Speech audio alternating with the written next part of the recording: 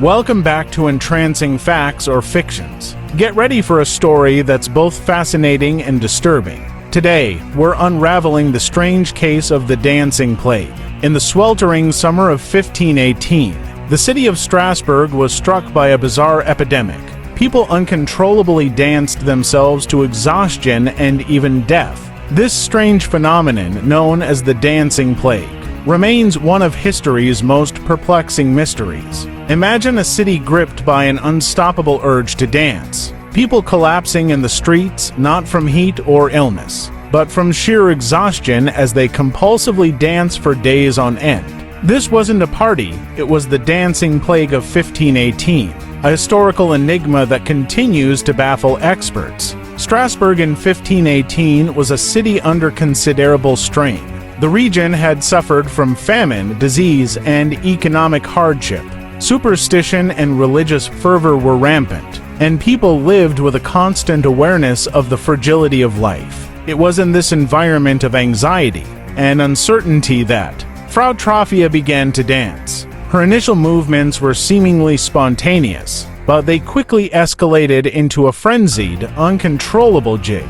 Within a week, more than 30 people had joined Frau Trophia, their bodies writhing and leaping in a bizarre, synchronized display.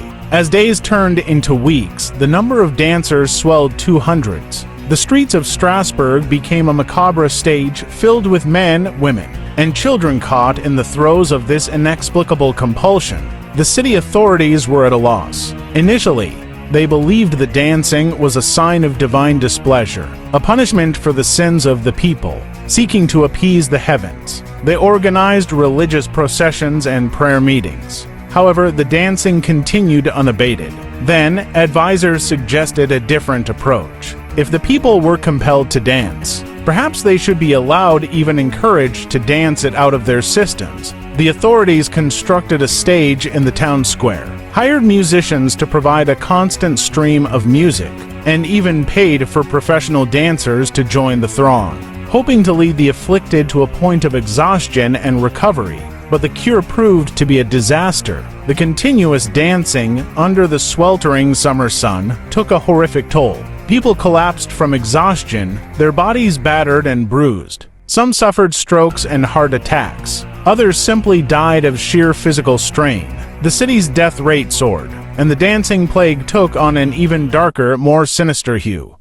The theories and the legacy. To this day, the dancing plague of 1518 remains a puzzle. Several theories have been proposed, each attempting to explain the bizarre events. Mass hysteria. This is the most widely accepted explanation. Mass hysteria, or mass psychogenic illness, occurs when a group of people, often under conditions of stress and anxiety, begin to exhibit similar physical or psychological symptoms. In the case of Strasbourg, the prevailing hardships and religious fervor may have created a fertile ground for such a phenomenon. Ergot poisoning.